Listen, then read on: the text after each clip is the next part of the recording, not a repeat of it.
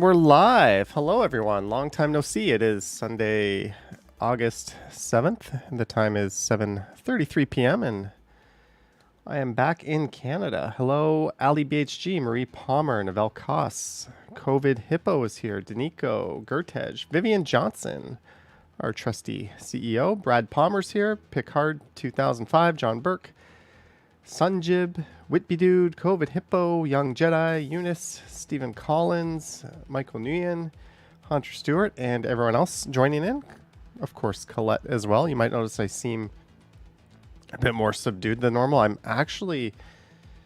don't know if I'm like super jet lagged or still kind of hungover from what feels like a five night bender.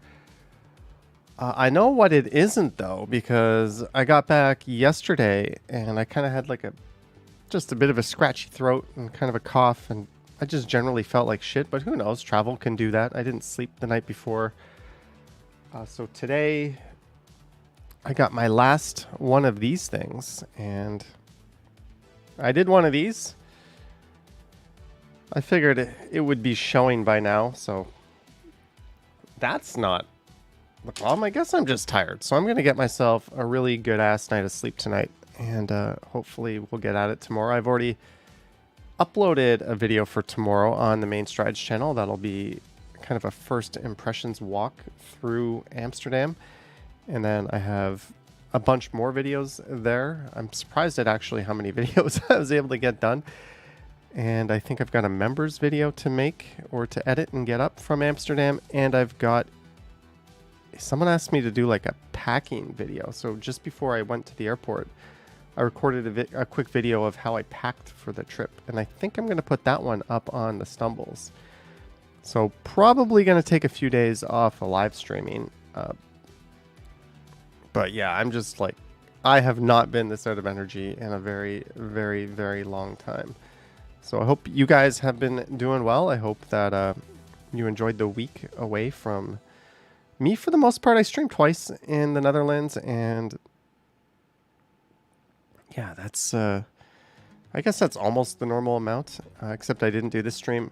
If you have any questions, feel free to ask here. I am going to do a home stream, I don't know what day, later this week. Yes, this week. It is Sunday, so it is the first day of the week. On the Strides channel, and I've got some videos that I can play in the background on the Strides channel from Amsterdam that I won't be playing anywhere else. So there'll be some different content for that, and that one I guess will be more talking about Amsterdam and cities and that sort of thing. Tonight we're just going to hang out, but feel free to ask anything if you want. We're just going to keep it really informal. I've got some pictures. I guess we'll go through those as well. Jeanette is here. Novelle Koss is here. Mike T says you Googled those public urinals. You can't believe they actually exist. I got to see a lot of those, at least temporary versions of those. They call them pissoirs, Pissoir, and apparently they used to be really, really prominent in France. But France got rid of most of them. They only have like one left in Paris, but they live on in Amsterdam. And yes, no alcohol tonight. I am banning myself from alcohol. I think I averaged about 6 or 7 drinks per day on this trip. Plus I managed to find a coffee shop or two. So yeah, we are definitely in coffee and tea mode and water mode for another day or two. But as you'll see with the pictures coming up, I learned something important. I've always hated iPhones, and I make no secret of that. But for this trip, I had to use my iPhone every day like it was my regular phone. What happened was I was going to download an eSIM. That's like an electronic SIM. It said the Galaxy S20, it worked on it.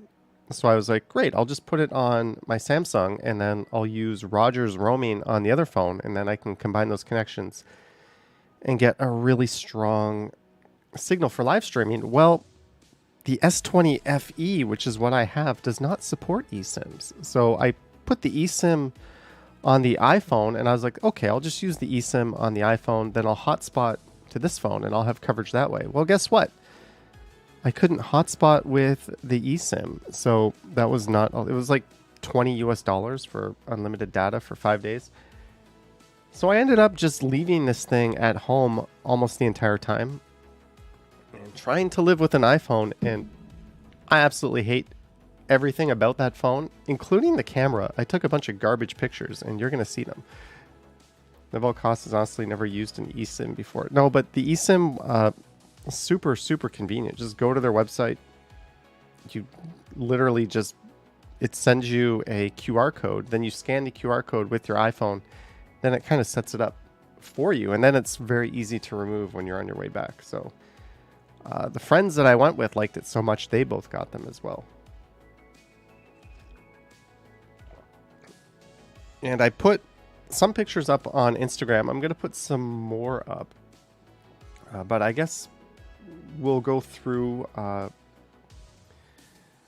some random pictures. JK says, what service did you use? I used a service called Holify, I think. Is this right? I haven't done this in so long. Holify? The best travel eSIM. It worked really well. Like, Europe, this is what I got. So $19, 5 days, unlimited data. And you don't have to line up. You don't have to take your SIM card out. So if your phone is eSIM compatible, they've got a list of all the phones, and see, Galaxy S20 is covered. Galaxy S20 FE not covered. Boo. But iPhone was covered. So yeah, like, I'm just going to do this. And this even works for Europe. I mean, for Asia in a lot of countries. So yeah, that'll be my new way of traveling. There was one day where I used a shit ton of data and they slowed it down on me. But then at midnight, it went up to full speed. And I was able to stream on it. So yeah, pretty good deal. Bilal says, did I come back from Amsterdam? No, I am in Amsterdam right now. This is my hotel. I brought my green screen with me. I brought my desktop. Brought the Shure mic, so it's pretty much like living at home. And then I faked traveling back to Toronto. Sorry, I realize I'm probably going to come off like a dick because I'm still quite tired. Emo's music channel says 316 subs. Congrats. So anyways, I took the pictures off my crappy iPhone and I put them on the desktop. I had to download the Google Apps or the Google Photos app to back them up. Eunice is asking, can I show my COVID test? There is no little faint line. It's a perfect negative test. Which got me thinking, if I was selected... By the way, props to Pearson Airport. I walked off that plane. First of all, when I landed, it sounded like it was going to be a nightmare because Air Canada told us they were only going to let us off from the plane 50 at a time. But then when we got to the gate, they just said, everyone get off. I literally walked from the plane to customs and they separate, right? Canadian residents and permanent residents and citizens. And then everyone else goes to the right. There was no line. I literally walked right through, scanned my passport. It gave me a little ticket, brought it up to the customs officer, said, where were you? I was Netherlands. How long? 5 nights. Welcome to Canada. That was it. Like, I came back on a Saturday afternoon when the airport is just exploding with people. I walked right through everything. Went down, ordered a lift. There was a lift ready in like 2 minutes. Hopped in that thing, went home. It was like the best arrival experience I ever had. And if I wasn't stupidly tired, I would have taken the TTC. But I always tell myself I would take the TTC. And then I order a car just because it's super convenient. But yeah, I don't know if I just got lucky, but compared to the airport in Amsterdam, where they do not have their shit together, Pearson was pretty good. Security line was not that bad getting through. You saw my video this morning if you watched it. I mean, it was packed, but everything went well. Alex says, if you don't mind me asking, how long did it take you to get from... it was Saturday afternoon, so there was a bit of traffic. Part of the some of the lanes on the 401 were closed, so I think it took me like 10-15 minutes longer than usual, probably about 40 minutes in total. But yeah, it sounds like, at least to me, I'm still not a fan. I think, oh yeah, that was my other point. I think see, I'm not even awake. The random testing, I found a flaw in it. They said you'll get an email within 15 minutes if you're to be random tested, and then you have to go to another place off-site. I think you have 24 hours to do that. What if you went home and tested positive yourself? Then in good conscience, you can't really leave your home anymore. Also, you're bound by Ontario law to stay home and isolate for 5 days. So then what happens? Does the federal government fine you for skipping out on your required test because you decided to test yourself because you didn't feel well, and then you decided to self-isolate? And then you'd be getting yourself I don't know. I kind of, in the back of my head, I was kind of hoping that situation would unfold just so I could stick it to the man and follow the province's rules. But what do you know? I didn't get it. Anyways, that's enough rambling. Alex says it takes an hour to get home to YYZ. In good traffic, it takes like 25 minutes to here. Have you ever used the Up Express? Whippy dude, I have used it. It doesn't really make sense for me because I have to go all the way to Union. I have used it for the sake of filming a video for this channel, but I am going to make, I've noticed a little trend. Airport videos do well. People like airport videos, anything related to airport travel. So I'm probably going to do like a how to get from Pearson to Union or Dundas Square kind of video where I show the process of buying a ticket on the Up Express and then getting on it, and then I can record the ride and do that sort of thing. I think there's value in content like that online. Plus I get to record the train ride. People like seeing that sort of thing. Anyways, random pictures from Amsterdam time. Let me turn the background off here.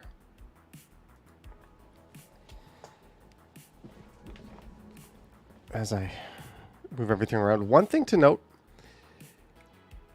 I normally take 16:9 wide angle photos or wide aspect ratio photos, but I was kind of being Instagram minded on this trip, so I started taking the bulk of my photos as 4:3 for Instagram. That's why these pictures are mostly vertical. And if for some reason on iPhone, it is incredibly stupid, the process between switching between 16:9 and 4:3. It requires multiple button presses. So for the most part, I just decided to give in and take these stupid vertical pictures because mostly they're going on Instagram anyway. So, and also didn't really organize them very well. They're jumbled all over the place by name. So this is going to be really random. Chris Mill says, any idea of how deep those canals are? I'm a canals expert. Not only did I take 2 boat trips on the canals, I went to the museum of the canals, and you'll see a picture on that. So I can confidently tell you those canals are 2 to 3 meters deep. Anyways, there's a picture of the canal. You'll notice a lot of Pride stuff. It was the big Pride weekend. I caught part of that. I went out on Friday night, and I did a walk while I should have been home packing. I also had a brownie I probably shouldn't have had. That made my trip even harder the next day. But yeah, there was a lot of Pride celebrating going on. They shut it all down around midnight, but that video will be coming up in a while from now. Yeah, see, we go from the canals to, there is a Banksy photo. So I didn't go to the Rijksmuseum. I didn't go to the Van Gogh Museum. I'm not really like a museum gallery kind of person, but I wanted to go to something. So the one that appealed to me most was like the Museum of Modern Art, the MoCo Museum. So that's where I went. It's basically glorified street art. I'm sure Lisa will correct me on that, but some of these pictures are already on Instagram. There is Indonesian food and an IPA. I ordered a meat plate. I even have one with some of a menu that we can check out. Maybe I can make myself a little smaller here. Shrink down, Johnny. Get out of the picture's way. Ali BHG says the kid in the balloon. That is like a super popular Banksy photo. He's done a million different versions of it. This is from, so I went on a wine and cheese cruise my second day there. And I liked it so much, I decided to go on like a more dedicated sunset booze cruise, except I was the only one that really thought of it that way. But there'll be some more pics. So this is from my sunset cruise. There's an Andy Warhol. I don't know anything about artists. I didn't even know like Andy Warhol was like this thing I've heard in pulp culture. But I actually learned a little bit about it. So there we go. There's the famous Banksy I saw. This is not an official Banksy exhibit. Apparently he like has official exhibits he endorsed, but this museum just was able to collect a bunch of his art and create a whole. I think they had 3 rooms dedicated to him. This is by a guy named Basquiat. I could draw this, I think. I don't. Apparently this guy was nuts. A lot of these people, I think, were mentally ill. No offense to him, but Van Gogh, like, I learned a lot about him. That guy, he was basically mentally ill and just kept drawing pictures of his face over and over again and went totally underappreciated until he died, and then he became really famous. This apparently is a really big deal. I don't think this is art, but this is apparently like the original of something that is really well known. It's a bunch of Elmos. I overheard someone say this piece was worth like well over $100,000. I was like, what? Anyways, apparently that's a big deal. Don't know anything about it, but I took a picture of it. And there I am again at the Indonesian restaurant. Lisa doesn't get this. What about this kind of art? I'm eating a big platter of food art. That was enough food for 3 people, by the way. There's all the artists I saw. Basquiat, Warhol. I don't know any of them. Apparently, stick is a thing. How was the Bitterballin? The Bitterballin was excellent. Better? I'm going to say the Bitterballin was better than the Stroopwafels. Apparently, that's a stick. That was the only picture I took in a coffee shop. They had a sign saying no cameras, so I pulled that out and I took a little picture. What was interesting was you had to buy a drink to enter the coffee shop. They would not let you in if you didn't have a drink. And even though it's legal for them to open, the weed they sell you is actually not legal. So it's just impossible for them to legally acquire it because each person's only allowed to have like 5 plants, and that includes businesses. But it's one of those nobody asks where it comes from kind of thing, and no one really cares. So yeah, I had to try the local delicacies, and I also brought home a bunch of brownies from this place. That apparently is a famous bridge. I know we're bouncing all over the place. I don't know. I should have been paying more attention on this particular canal cruise. These 2 girls next to me were from Liechtenstein. I think that's how you say it. And the tour operator said he had done like thousands of these boat rides and had never had guests from Liechtenstein. So I thought, I don't know. I just remembered that for some reason. There I am at the end of the booze cruise. Most people's table looked like this. I, for some reason, had 5 because I'm an idiot. And then I went to the coffee shop and I already had 2 with dinner before this. Yeah. I'm pretty sure my iPhone did some boosting on this photo. That doesn't look very natural. Joe's Crayons is here. Hello, Joe's Crayons. There's a Thebes. I don't know what that means. 5 more of those will loosen your tongue about Basquiat Warhol. See, I took it again, and that's how it showed up. So I don't know what the hell my iPhone was doing on that one, but that's closer to what it was. Stunning sunset. That's on one of the canals. There's just a super, super handsome guy. Scott Briggs says, did you ever take art history? No. There's just another. There's something like 2,500 houseboats in the canals, but they are not actual boats. They're all like kind of permanently anchored. So they call them houseboats, but really they're just boats on the water. There I am at, that's not me, but that's the Flying Dutchman. We kind of wanted a fancy night out after going to the red light district the night before.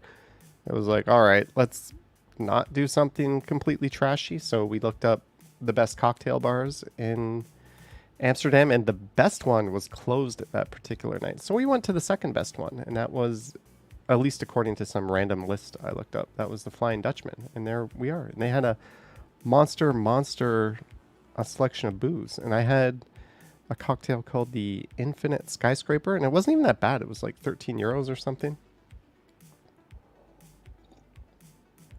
Michelle Briggs says, can we talk? You need to up your game on your poses. Be more animated. You love how a shark is preparing the drinks. Oh, up on the top. There's a random photo at night of a girl who almost got hit by a tram. I keep wanting to say streetcar. Whippy Dude says, did you go to Vondel Park? I started one video from Vondel Park, and I did a bike video where I went through Vondel Park, and then I rode through the Rijksmuseum. But I think in the video I called it the Rijksmuseum. I was not aware of how to pronounce J's at that point, but it was the Rijksmuseum.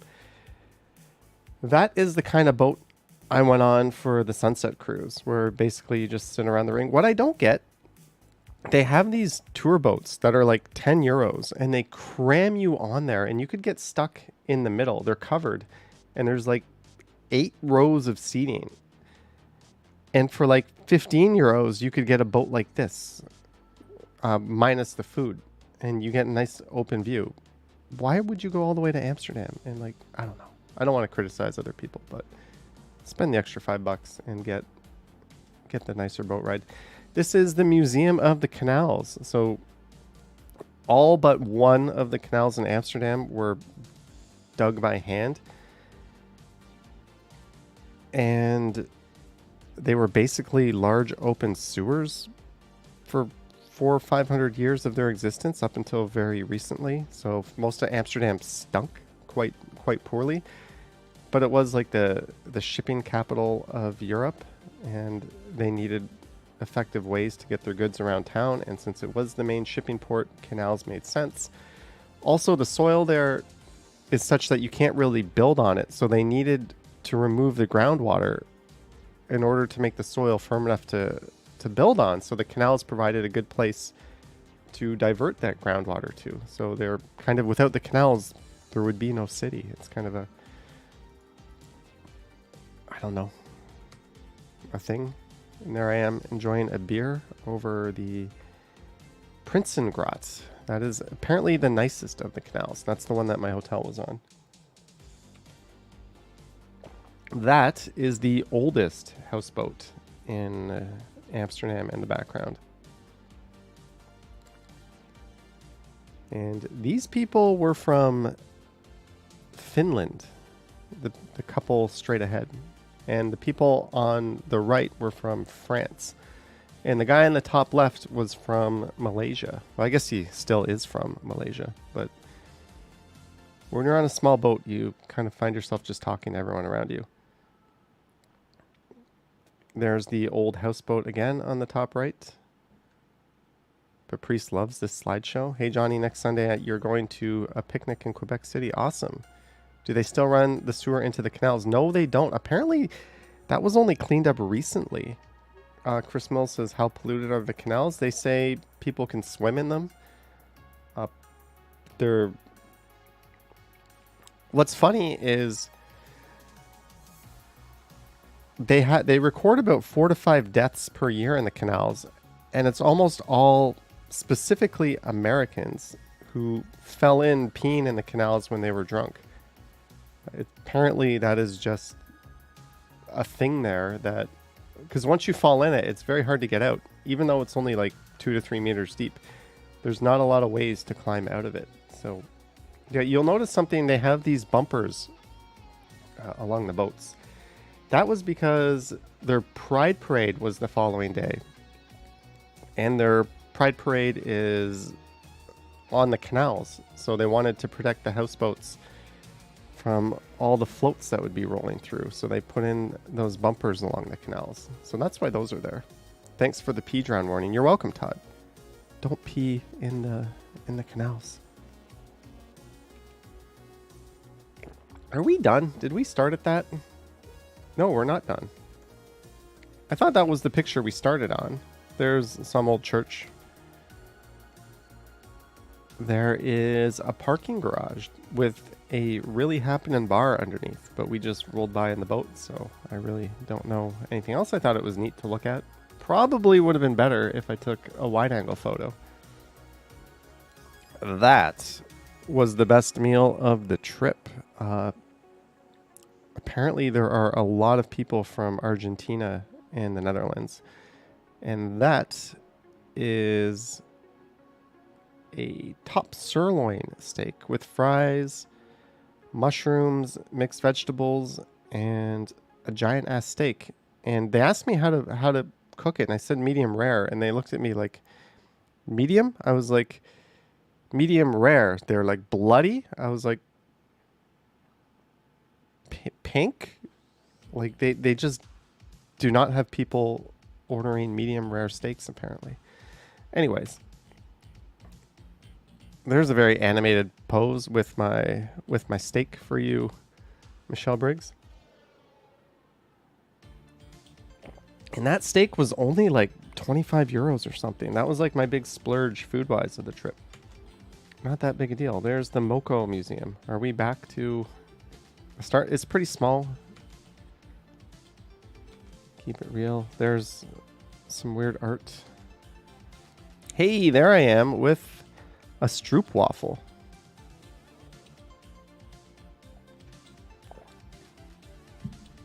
Apparently, I ordered a stroopwafel.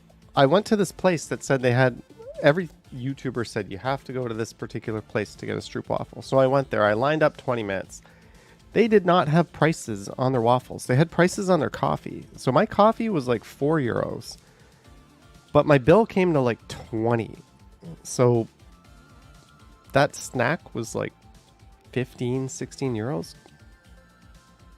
Totally not worth it. I went with the brownie topping. They had a whole bunch of toppings. This one was under their like preferred best, so I just went with it. Even though I already had a bunch of brownies, another kind of brownies. Michelle says, I get better with the street waffle pose. There is a very tired and hungover me with an omelet. I don't know why we have a picture of that. PGH says, I think you got a much better deal with the steak. Yes. There's the wine and cheese cruise. I think I put this one on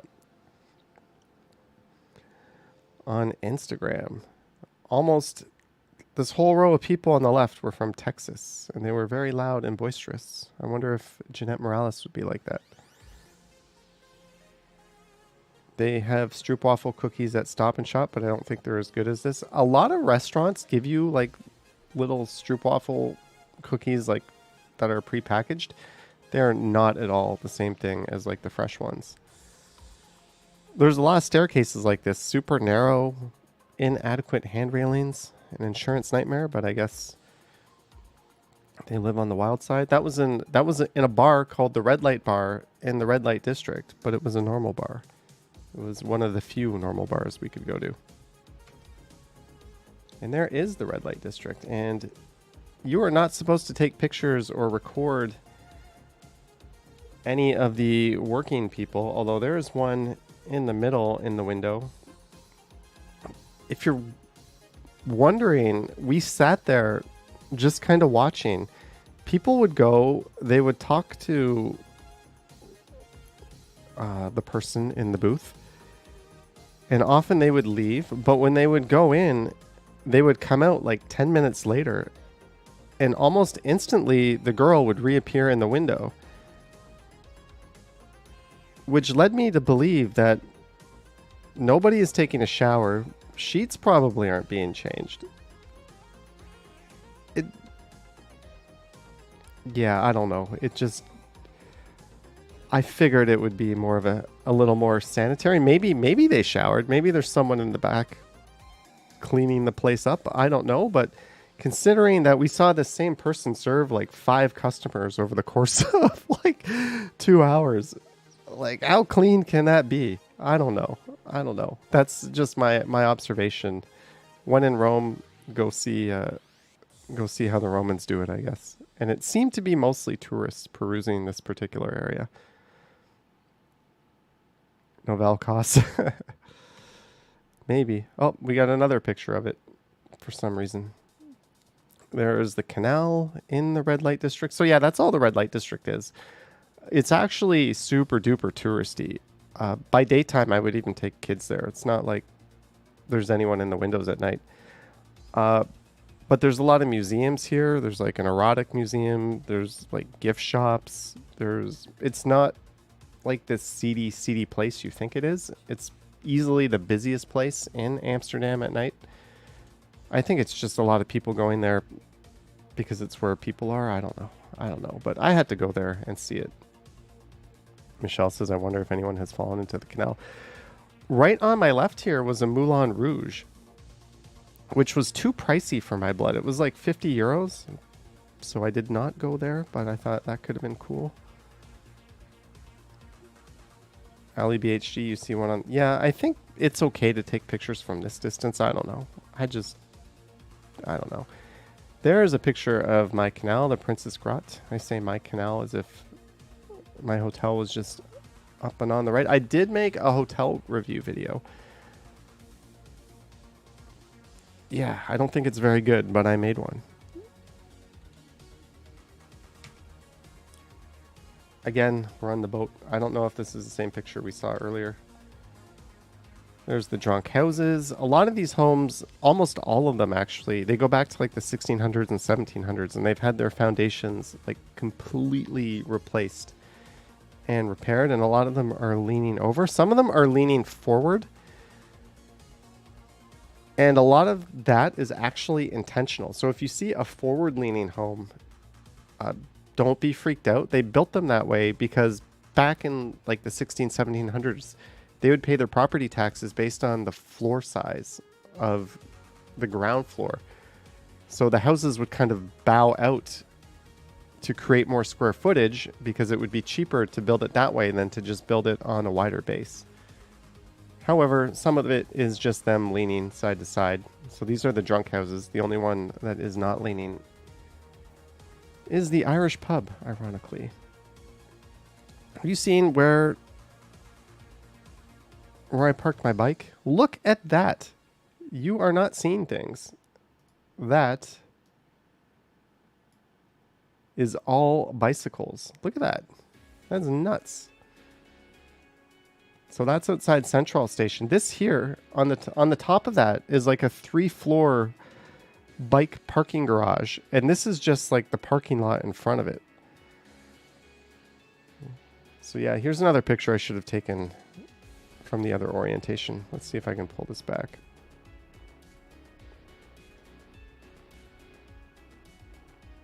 I don't know. That seems good. But yeah, that's all bikes. Now we're offline. That is where I started my live stream from. Thank you, Christopher Haydock. Oh, sorry. You took a spill on your bike. Again, that's right where I started that first live stream. That's a look down one of the canals. These are where you sort of board the overcrowded, crammed tour boats. Hey, look at that. Can I make this one bigger?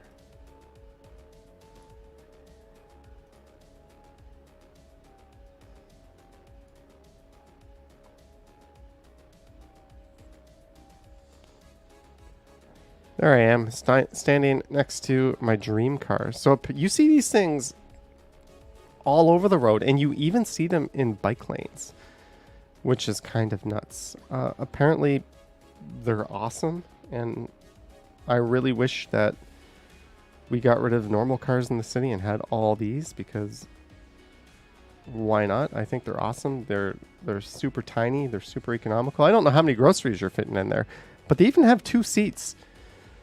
Like, I could not comfortably sit in there with another person of my size. And what's funny is Dutch are like the tallest people in the world, so I don't think these are for everyone, but I thought that was kind of cool. All right, how do I get this photo album back?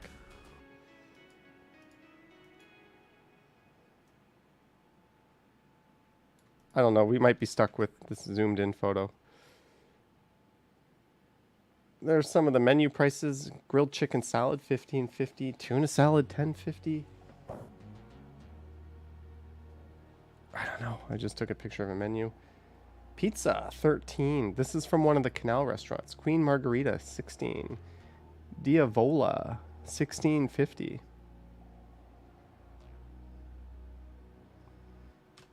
So pretty on par with our prices. All the coffees are about €4. I don't know. I can't really read these that well. Margarita, €13. What is up with cocktail prices? Who is drinking these expensive cocktails everywhere they go? All right, now we're done. Okay, we can end the photo show. Done. Those are my very disappointing iPhone pictures, which I will never use again as a primary camera. I just need to get a bubbly water, and I'll be back in a second. So play nicely amongst yourselves.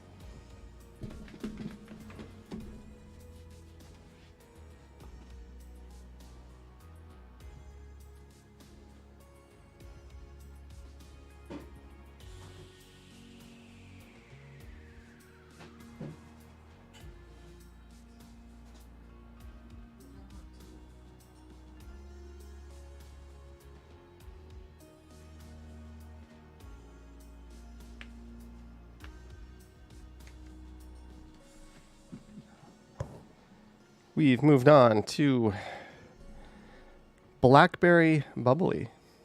Todd says, were you disappointed with Amsterdam?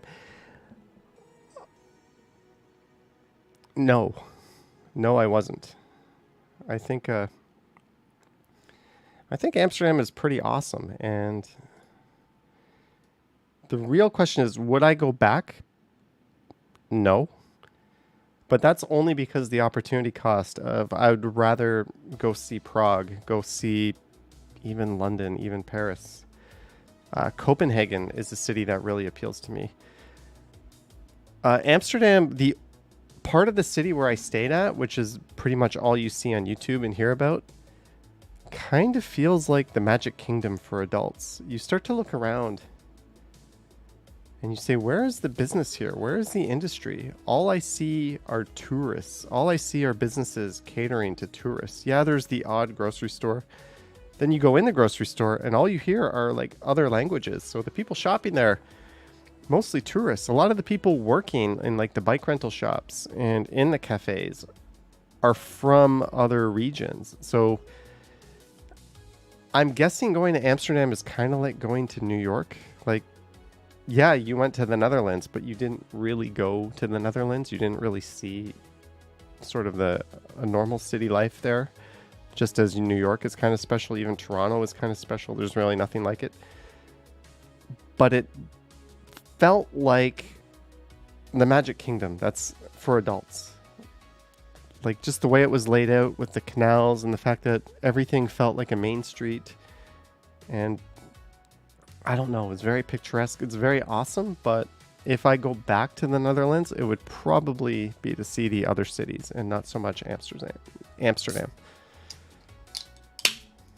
But gorgeous city, totally worth visiting, but I'm not going to repeat visit, if that makes sense. I know there's a bunch of local people there that live there, and that's their way of life. They have big universities there. Any language problems? Did most people speak English? The only language problem I had was that lady who told me to stop filming. That Dutch Karen who popped in to my video. Fun fact, the airport there is the 5th busiest in the world. So it's clearly a major tourist destination.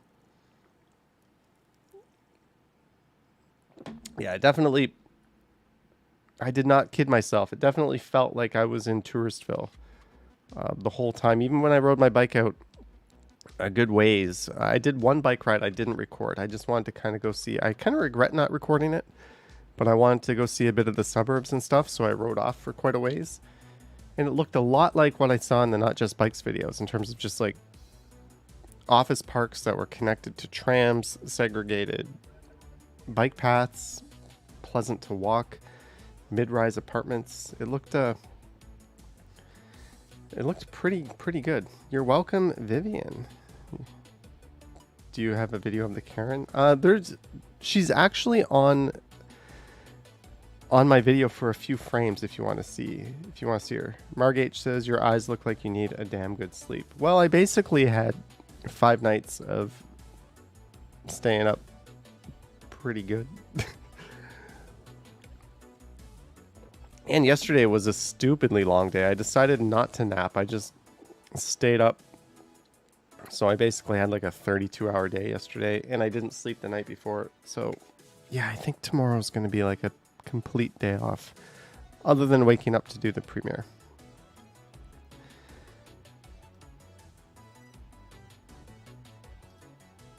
Yeah, so I got this video up. I have another video of the airport in Amsterdam flying back. I've got one tomorrow walking around the main area. I've got a biking video. I went to De Pipe, which is kind of like their hipster area. It's like Dundas and Ossington. I did a video there. I did a video on their High Street, which is like their Fifth Avenue or their Yorkville. I did another video through a popular district. I did a subway ride. I did a tram ride that failed because the tram ride did not take me to where I thought I was going, and I didn't know how to get off of it. That was kind of embarrassing. That might be a stumbles. I need to watch it again. Yeah, I think I have a few more. I did a Friday night video as well. So yeah, I have a few more. Estelle says, how was the flight? Flight was good. Air Canada International I always find is fine. It's the same as all the other internationals. It's not like they're domestic or flying to the US. They were a little chintzy on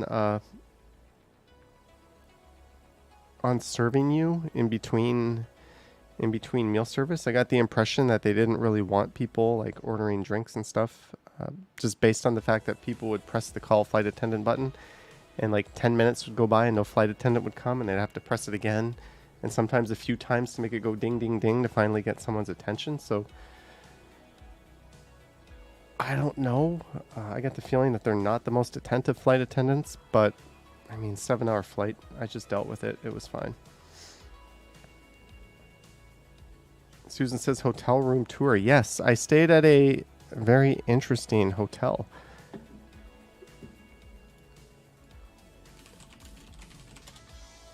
My friends booked this hotel. I did not book this hotel. But this is where I stayed, and it kind of has this old worldy feel to it.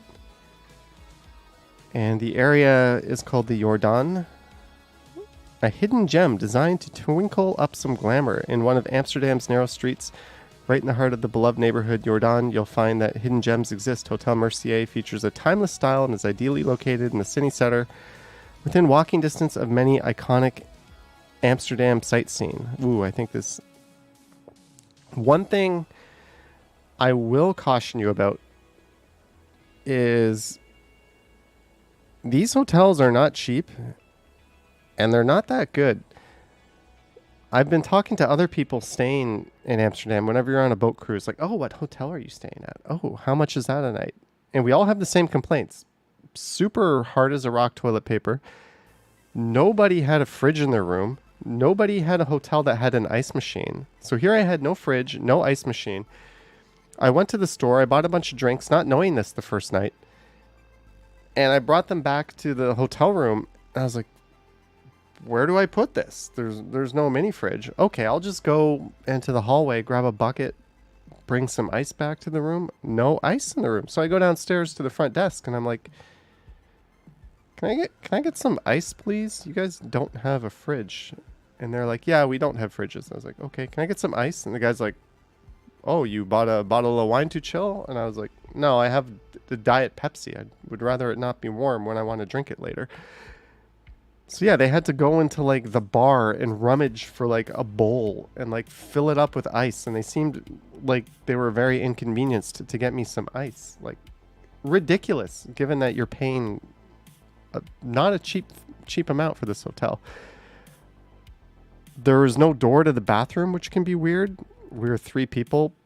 Nobody was in a relationship with the other person, so 2 people were sharing a room where they couldn't have privacy in the bathroom. That was weird for a hotel at this level. There was no wardrobe. Maybe I'll just save it for the video. I'll save it for the video, and I'll let you guys see that. But yeah, a lot of weird shortcomings, and it seemed to be consistent with a lot of the hotels in Amsterdam, based on just talking to other people. Apparently, the one hotel that doesn't do all of that is the Marriott, and I did see a Waldorf Astoria, so I'm guessing that one will do it too. Jeanette says, interesting hotel description. It looks great online. TripAdvisor, everyone's like 4 stars, 5 stars. This place is awesome.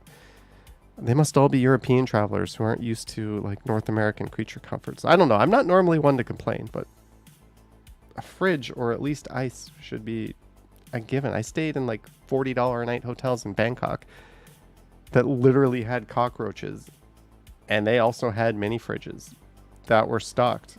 So yeah, that's just a little gripe on that. Scott Briggs says, did these hotels have an AC? Yes, great AC, easily controllable. So yeah, kind of a weird hotel.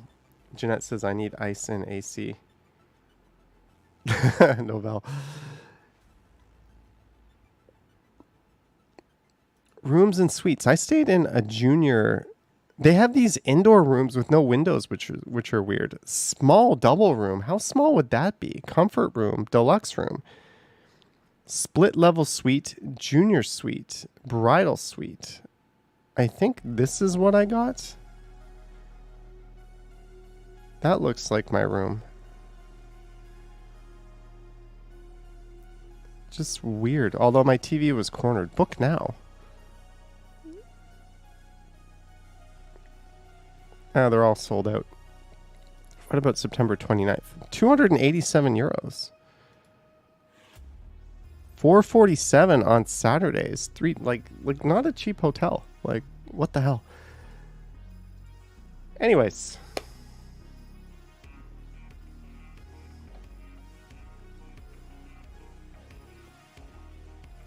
Todd says, I wonder what the hostels are like. Well, they can't possibly have any harder toilet paper. Would have been better to book an Airbnb. I don't know, Susan. I like hotels. I like having a front desk. I mean, it did have a 24-hour front desk. The people were at least somewhat responsive. I didn't really need them for anything. They give you rolls of sandpaper.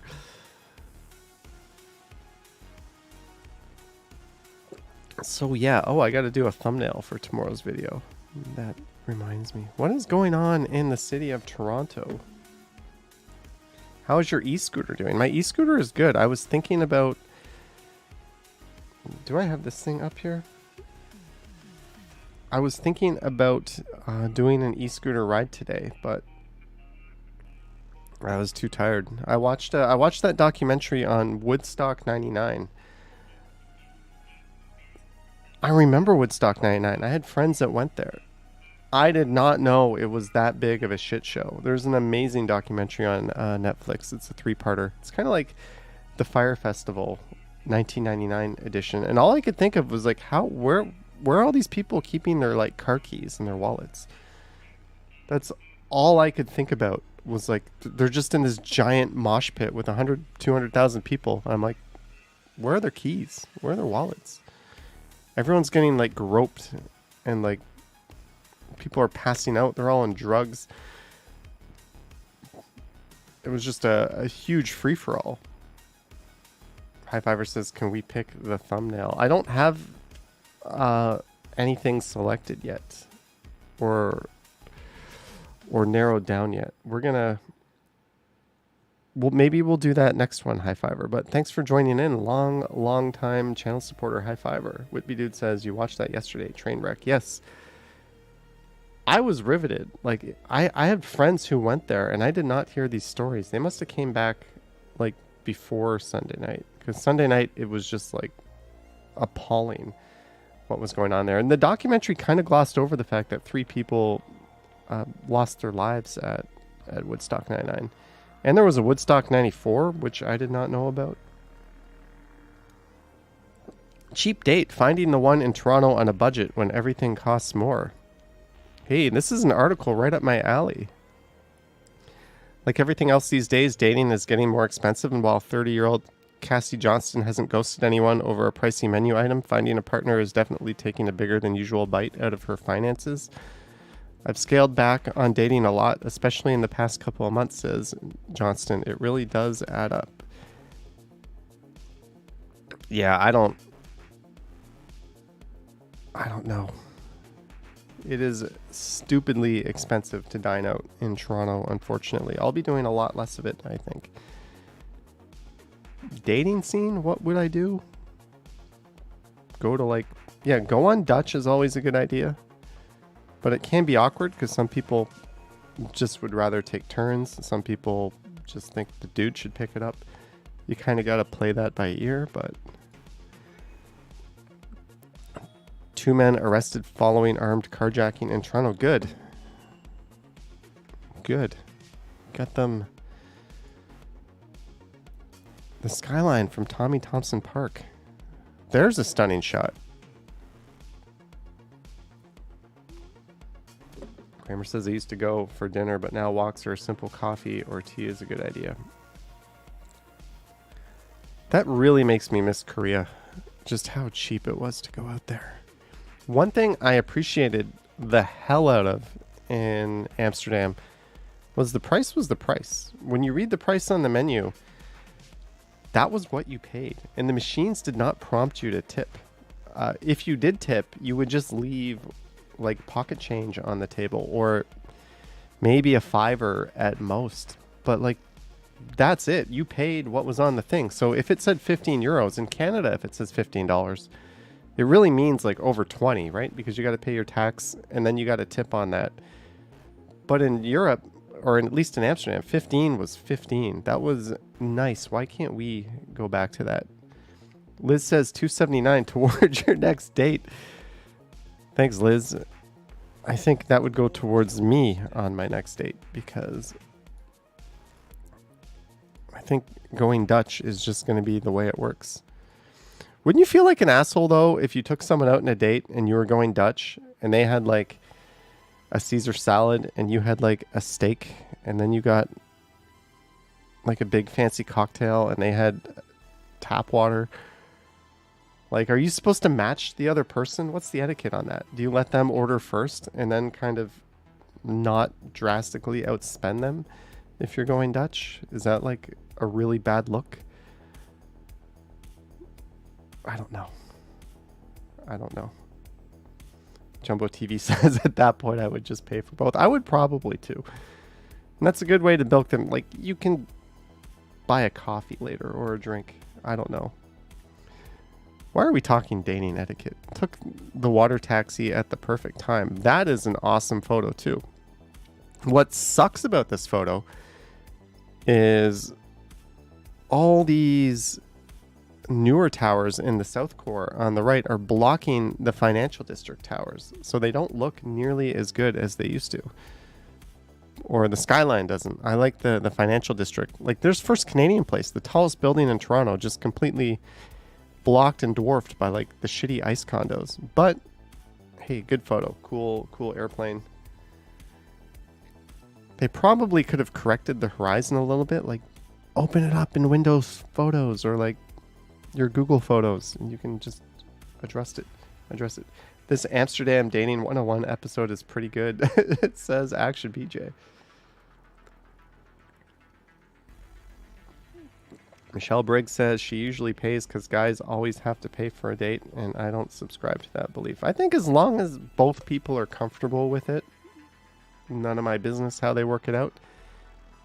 But it definitely shouldn't be awkward. And it's kind of a red flag if someone is expecting you to pick up the tab right away. Might be your cue to exit stage left as soon as that meal is done and not have a follow-up. This skyline never gets old. That's not really a skyline picture. These are like the sisters, the twin sisters. There's the Sky Dome. There's some of City Place. That's not a skyline picture.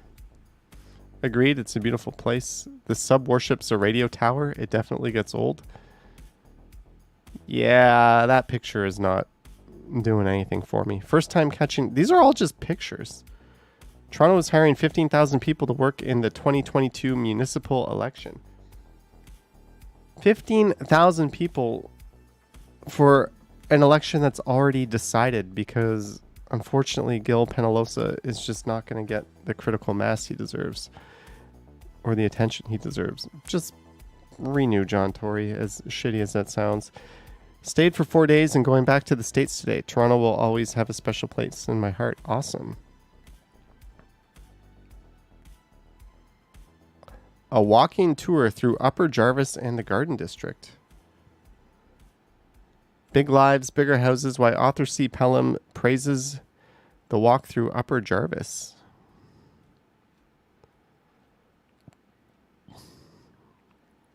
I did a walk through Upper Jarvis. Maybe this is a good source for someone like me. I can just read this article, make some notes, walk around, and call it a video. Probably wouldn't get accused of plagiarizing either.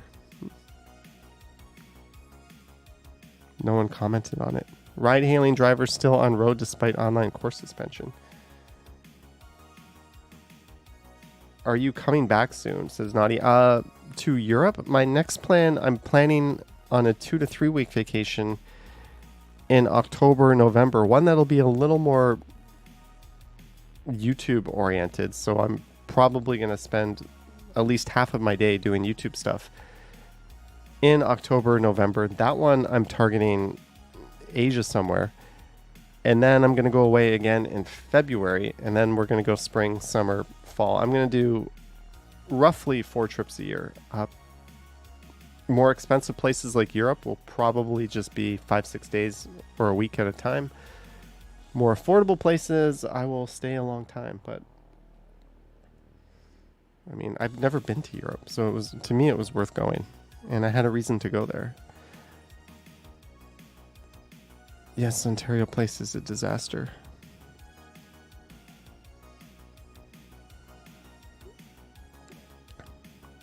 We already have some comments on this one. What should people moving from rural towns or small cities know when moving into Toronto?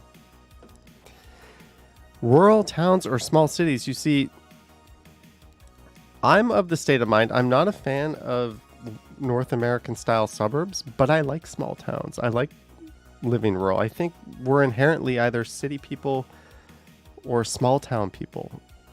I don't like the sort of car-centric suburbia in the middle. I think that's the worst of both worlds. So I think people from rural towns or small cities have... It's going to be a night and day difference. City life is anonymous, for better or worse. This drives all of the conception around city dwellers just being out for themselves. If you live in a building like mine, people talk shit about the people coming and going. We got a lot of retired people here that hang out in the lobby, and they know a lot about me probably. Oh, there's that guy again. Pretty sure I saw him on YouTube. Oh, look at that. He's carrying gifts. Judging people if they have a guest with them. I don't really think it's that anonymous. I'd add that it's not the norm to stop and chat it up with a complete stranger on the street. In a small town, probably that would be the norm. People don't stop by other people's houses unannounced or just pop in. I have not seen or heard of that since the 80s. Is that still a thing? The first time I learned that people in small towns left their doors unlocked occasionally or neighbors would let themselves in for a chat shocked me. If people seem antisocial, it's again not personal.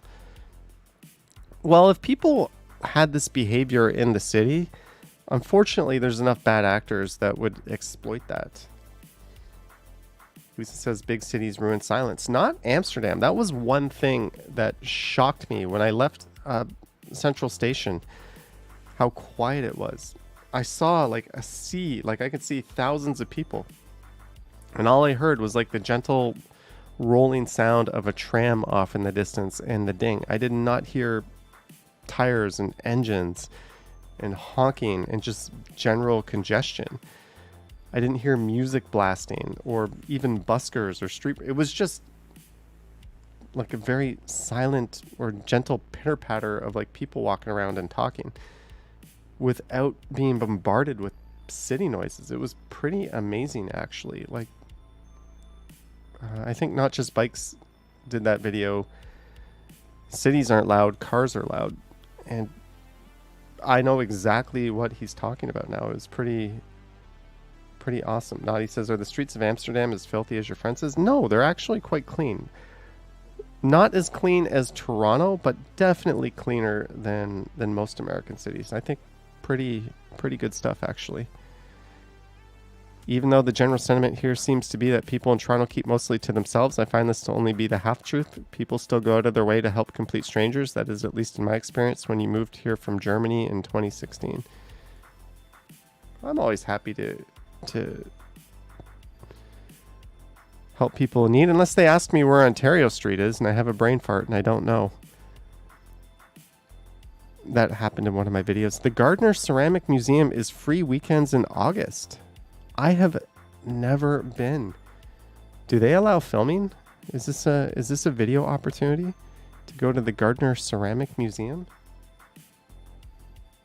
This might be. I'm not really a museum person, but I've never been. I think that is going on the list of things to do. Toronto at dusk, we might look like this to an ant. Maybe. Such an eyesore. Resident raises concerns about monster home under construction in Don Head Village. Look at that thing. You know what, though? If those are apartments, or if there's like 10 people living there, boo-hoo, it ruins the character of your street. We need housing. I don't think that's that offensive to me. Yeah, it looks like a hideous monstrosity, but more housing is a good thing. If this is what it takes to intensify suburban dreck, I'm all for it. Go cry a river. If that's just a rich couple living there, then yeah, I kind of think that's a bit excessive and doesn't really fit the character in the neighborhood. But still, I don't sympathize for you. I just hope that there's going to be a lot of people living there. If it's just one family, yeah, that's kind of effed up. Jumbo TV says, but it's just for one family, I think. Make it an apartment building. Do the right thing. Housing is good. Unvaccinated GO Transit UPX contract employees called back to work amid staff shortages. Why weren't they called back like months and months and months ago?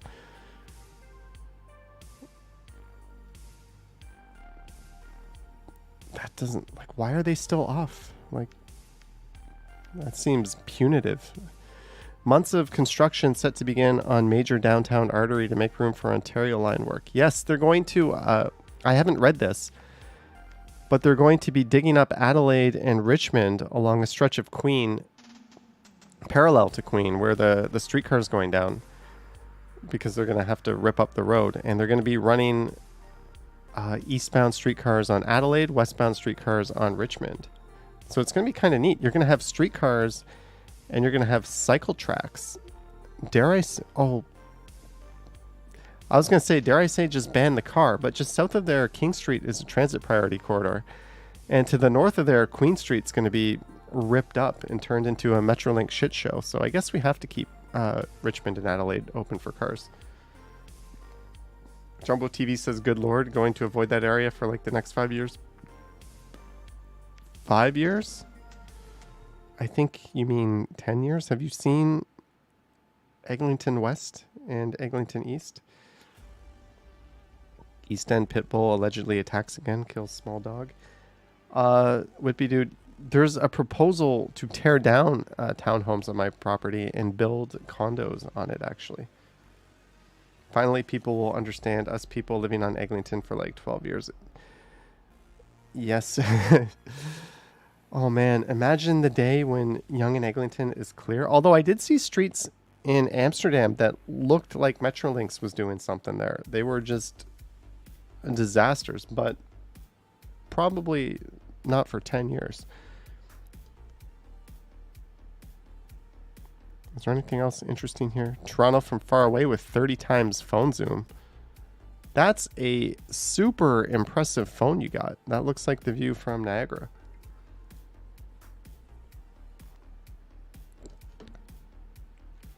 Bugatti spotted at Dufferin and Lawrence. That's not that special. Did you not see that little car I posed with? Toronto Airport had announces substantial improvement with 44% of flights now on time.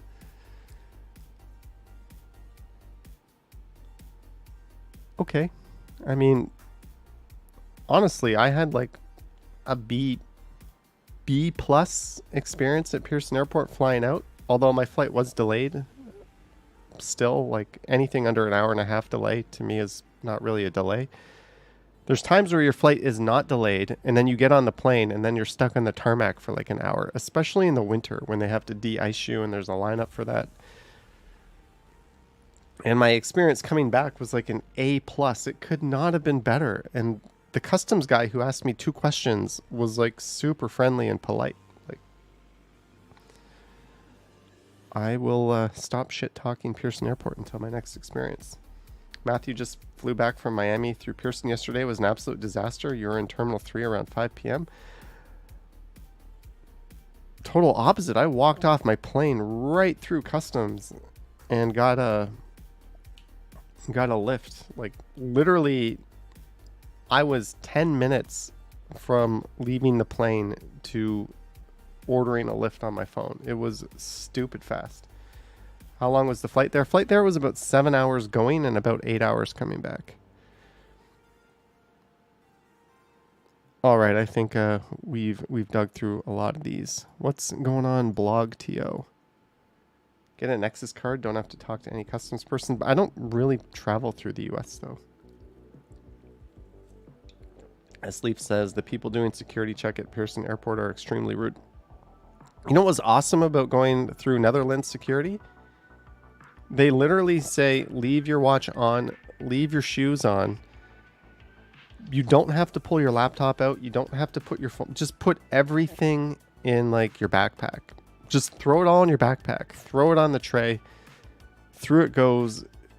It's amazing how much better that is than some grumbly person at Pearson telling you to like position your laptop on the tray so that nothing's on top of it, and do the same for your phones and use separate bins for everything. And you're like sorting all this stupid stuff out.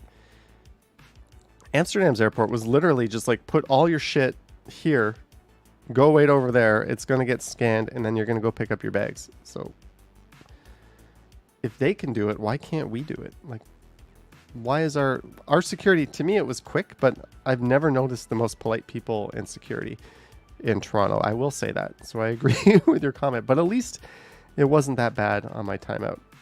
Todd says the Netherlands has better security theater. One thing, I might have counted the amount of people I saw wearing masks in the Netherlands on one hand. It was so weird. Just waiting to board Air Canada, and they're like, everyone, you have to wear a mask on this flight. And the collective groan of everybody waiting to get on the flight was like kind of hilarious, because all these people are just sitting there with no masks and they all have to like pull them out and put them on because of Canada. I'm not complaining. I just thought it was a funny observation. Like, it was like there was no virus in Netherlands. Like, even like social distancing stickers that you see as remnants here don't exist there. Any mention of COVID does not exist there. Masking does not exist there. People walking around like coughing and like nobody like does this. Like, it's a totally different world. Like, I don't know. It kind of just made me forget about everything until I had to get on the flight back to Canada. Not complaining about stuff, just observing. Different world, different mentality. Meanwhile, you go to Japan and you can't even go to Japan because they're still closed to tourists, because that's where I was hoping to go this month. Another Toronto mall will be completely demolished to make way for condos. That is... Where is that? I was reading about that somewhere else today. Malvern? I think that's up in Malvern, way up in the northeast corner. Asleep says, didn't know only Canada-bound flights mandate masks. I think it's up to the airline, Asleeps. I think different airlines have different... And most airlines just do whatever their country's protocols are. Because as soon as you're in Canadian Air, you're obliged to follow Canadian regulations. Like, I learned that back after 9/11 happened. In the U.S., you weren't allowed to line up to use the bathroom for a period of time because people were congregating. In Canada, we didn't have that. So as soon as I was on a flight going to the States, and as soon as we crossed into the States over the air, they told us people could no longer line up to use the bathroom, and you basically had to like wait till it was empty and run there because there was a U.S. regulation. So I think all the airlines with their masking are just doing whatever country they fly out of, whatever those regulations are. I could be wrong, but there's very little masking in the Netherlands airport, whereas ours it was required. The TTC has a ton of job openings for positions that pay over 100K. What?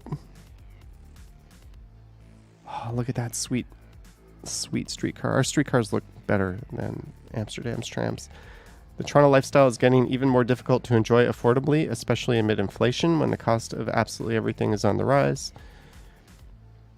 This role, which pays up to $98,000, involves working with various suppliers to ensure... That sounds like something specific. Like you would need a specific background for that. Talent acquisition manager. Program manager, if you have a background in program management. Engineer, where's something I could do? Carpenter. These are all like super skilled and specific positions. Where's just like the job that pays 100K for a guy who makes videos walking around? Come on, TTC. Ontario announces free education and paid training for people to work in the auto industry.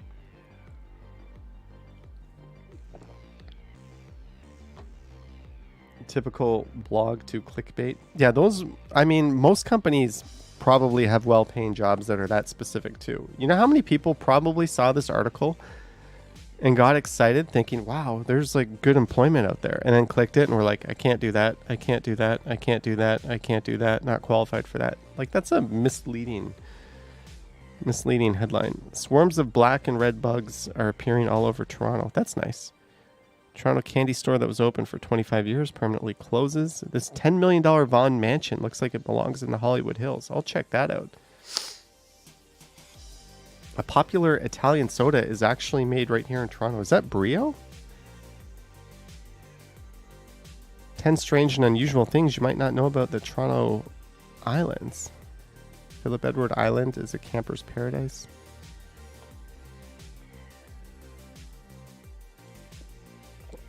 Oh, is this that playground that had all those like dangerous tools and stuff? This is what Toronto looked like in the 1860s.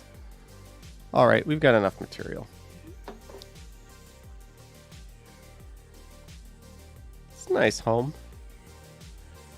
Too much tile for me. I would like this to be grass or fake grass. Don't you think? Like, that's just too much heat. You're walking around on that barefoot in the sun. That's going to be nice and hot. What the hell do I know about this? I don't know. And I think dogs aren't going to appreciate that either. Their paws really burn up in the heat. So where's your dog going to go? In this little patch of grass here? He's just going to hang out?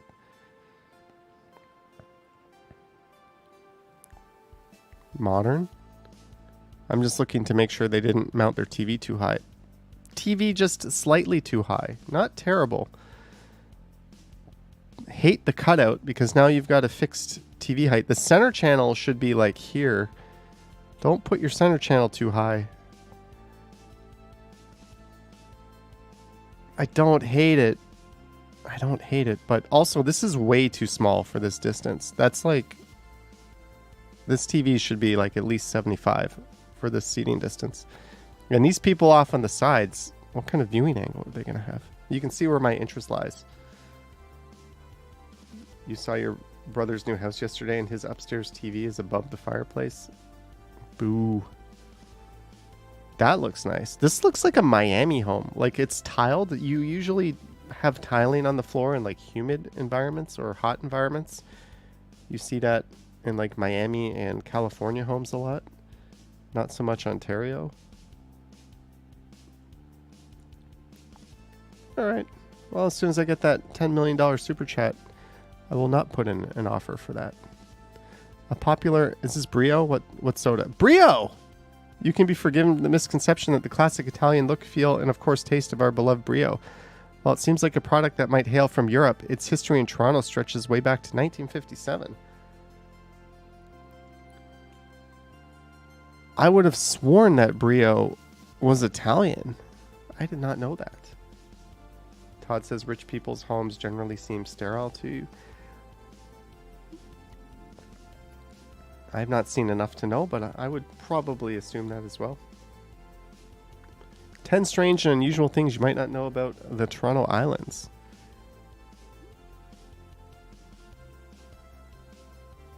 I knew that. Okay, we're going to skip this article.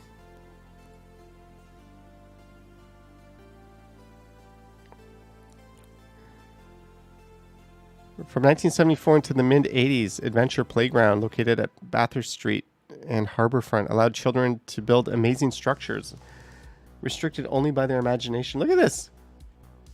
Tires?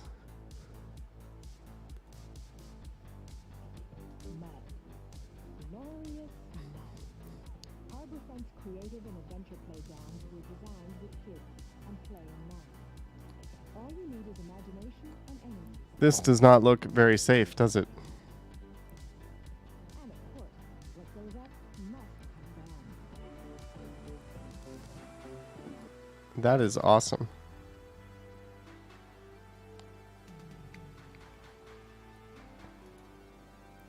All right, now we're on to the real stuff. You read that they had a fire pit for the kids? Some of those kids grew up and went to Woodstock 99 and then participated in a real fire pit. This is what Toronto looked like in the 1860s.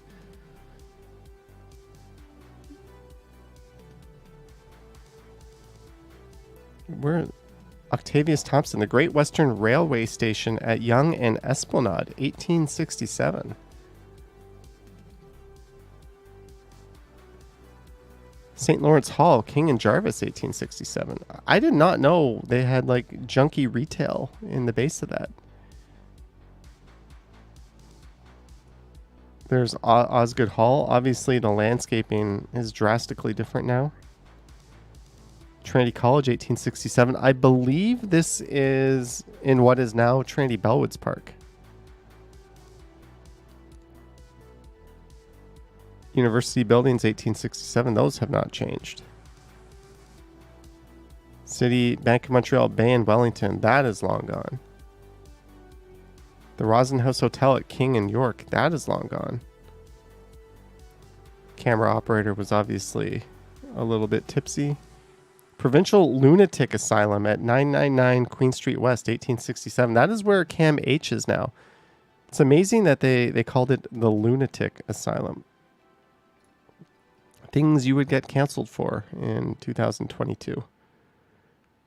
Richmond St. Street Methodist Church, 1867. I think that is still there. Wellington Street looking east from Leader Lane. This building's still there, I think.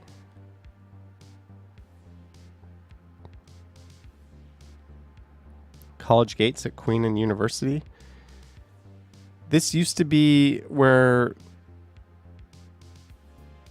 the Legislative Assembly is. Used to be University of Toronto land.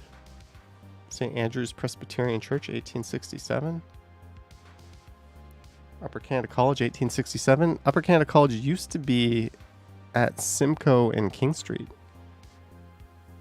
before it moved up to just around the corner from here. A visual history of Toronto when its streets were kind of filthy.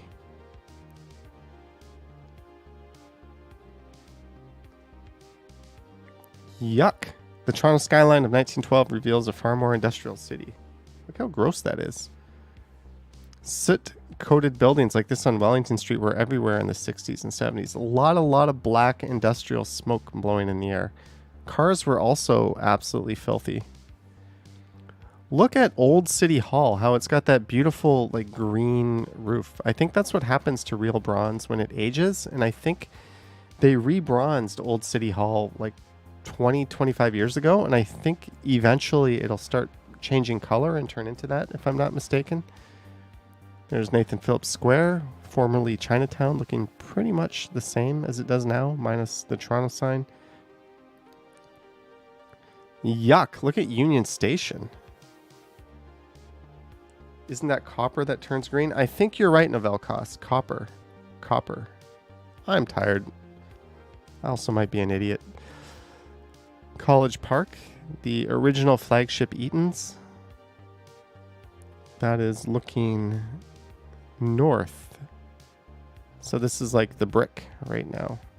And there's an electronic sign that was in the movie Short Circuit. The Confederation Life Buildings. 1960s. What it looks like today.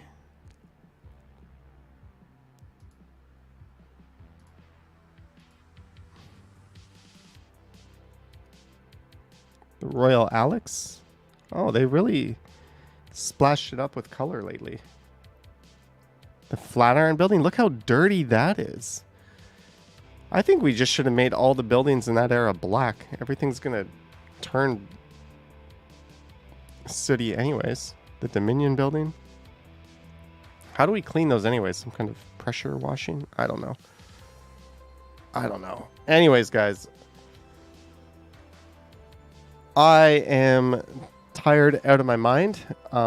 Thank you so much for bearing with me on this one. Sorry it wasn't as fun as they usually are. I wasn't having any fun stuff to get me through this, but it was fun to come back. Oh, Tech Needs Tea is here. Hello, Tech. I did not see you. Are you here? Someone said, "Hey, Tech." I don't see her in the chat. Anyways, guys, thank you so much for tuning in. I don't know when I'm going to stream next on Strides. I do have an Amsterdam walking video for tomorrow morning. Hopefully, I have an Amsterdam cycling video for Tuesday. Maybe Wednesday, I'll throw in a new Toronto video I haven't made yet. And then a whole bunch more Amsterdam videos. I'll get out. I got to get my e-bike fixed. The back tire's flat. I got to get my Bell fiber internet installed. Let's not talk about the fact that I made my installation date for when I was in Amsterdam and Bell came and tried to install fiber and I wasn't here. I'm not perfect, guys. I'm not perfect. I just hope the tech who came got paid. If it's any consolation for Bell, they already started my service. So even though I'm not hooked up, I'm not paying for it yet. But since I made them send a guy here and I wasn't here, and also I couldn't answer my phone because I was in airplane mode, I think it's fair that I'm paying for my service in advance. So it's going to work out. Kind of a brain fart there. But anyways, thank you guys for tuning in. I'll go live randomly on Strides later this week. Thank you, Brad Palmer, Ali BHG, Eliz, P, Estelle, Kathleen, Lisa, Transportation Land, and everyone else. I'm going to choose a thumbnail and get my ass in bed. And I'll see you, if you're around for it, tomorrow morning, 9 a.m. on the Strides channel. We'll premiere an Amsterdam video. All right, guys. Have a good night. Yoink.